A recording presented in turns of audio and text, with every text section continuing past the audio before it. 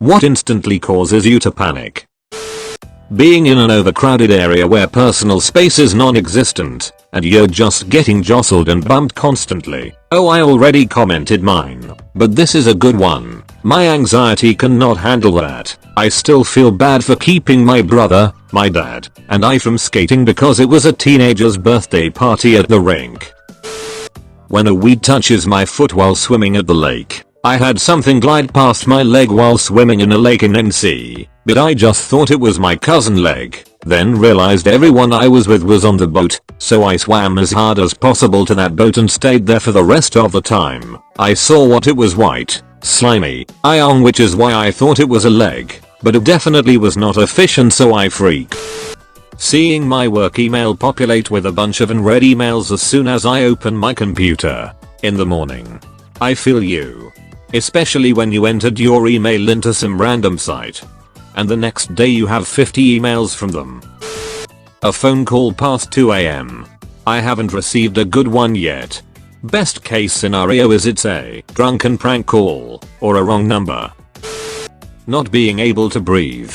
This is the worst. My mom died from emphysema COPD, which means she basically suffocated to death. Her lungs filled with fluid and only had one stroke one lung working towards the end. So every time I get a cold and cannot breathe out of my nose, I think of how bad she suffered for years compared to my couple days. Being able not to breathe from a cold is horrible, but knowing I could have the same fate as my mother because I smoke is terrifying. Trying to at least cut back on cigs now and hopefully will quit one day soon. When someone you are interested in texts first. Fuck. I wish they texted that. When the combat music starts but you don't know where the enemy is. Didn't System Shock do this on purpose, just randomly switching between combat music and relaxing? The very first Alone in the Dark back in the 90s did this. Fuck, that game terrified me. Physical anxiety symptoms.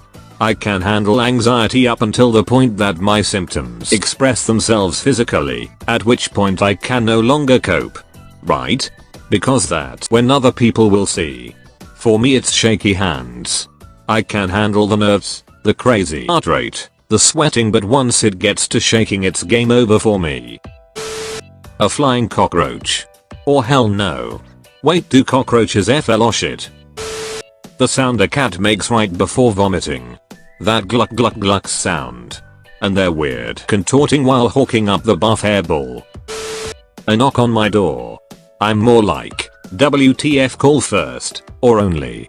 Panic at the door. Someone texting me can we talk makes me instantly think what I did in the past few days that might have prompted that message. I make a point not to text that to people when I really just need to talk to them. Like, hey, are you free to chat later? It's about blank.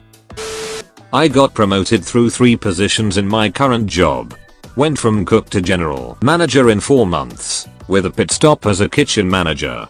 I think what I panic about the most is that I actually have a grasp on what I am doing in my role, and how to do it, but I am always terrified I'll drop the ball somewhere. I lay awake wondering if my team is being supported, if the deposit slips are filled out correctly, or if I am mismanaging and too green to realize. I feel this in my bones. I pop awake in the middle of the night with letting the team down thoughts. Confined spaces. Fuck that shit. Yes, I'm not very much a fan of tight spaces, but I stupidly tried to not let that stop me. I went caving with a friend and I got stuck in worst possible way. Somehow I had my hands tucked down towards against my chest and couldn't get them up to grab on and tug myself forward in the passage. Suddenly I was acutely aware of the thousands of tons of rock and dirt that pressed towards me from all sides and how hopelessly my feeble attempts at getting free was. My face was kind of pushed up in a bad angle against that dirt wall and I couldn't really breathe very well with how my body was contorted.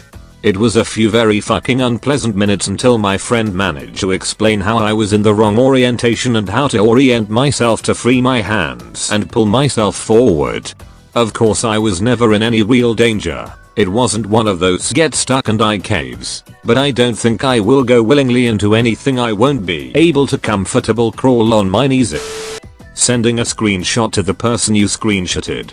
Just say what did you mean when you said this, problem solved. Nat, talk about whatever you're screenshotting positively. Be like, yo, this guy is hilarious, or what a guy. Thinking I've upset someone close to you.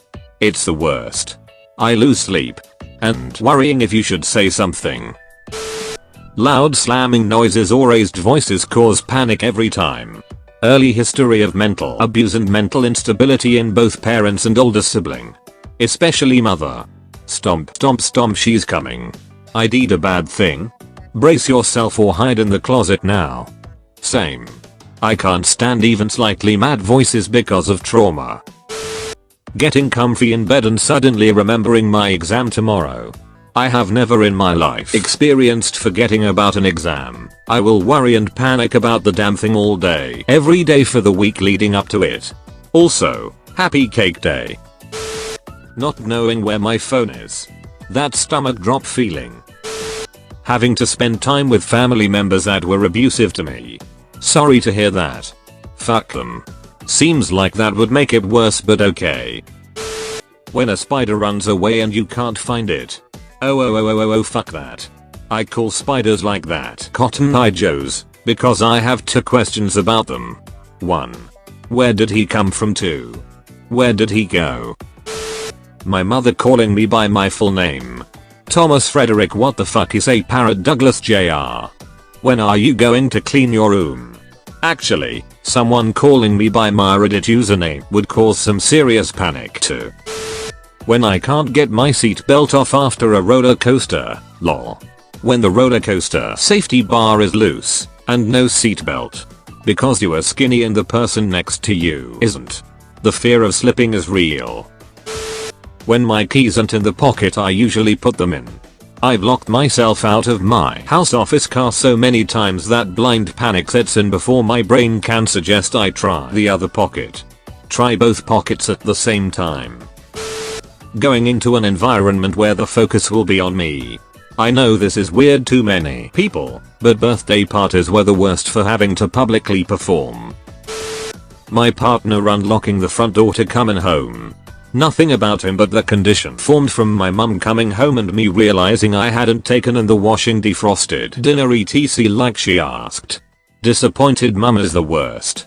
I've realized when I'm waiting for someone to come to my house and the time is approaching, I'll compulsively check the window at every noise outside in order to see if the noise is the person I'm waiting for. I'm pretty sure this comes from my childhood, panicking every time my mom would get home from work because it meant my peaceful time was ending and the yelling about not cleaning enough was going to start. Waking up to the sun instead of my alarm on a weekday. Edit. Thanks for gold. OMG, I definitely know that feeling. Although we have no windows in my room, in basement, so when I would wake up randomly I wouldn't know if it was morning or still night, so it was extra panicky for me. When you're driving on the highway in snowy conditions and you're trying to pass a semi but they are throwing up all the shit onto your windshield, and if you start to lose control of your car you will slide right into them and you'll die by getting crushed underneath their cargo, and you'll probably kill others around you, or you'll veer off the road on the other side and end up stuck in a ditch or pile of snow for hours, and fuck snow, it's cold and it gets everywhere.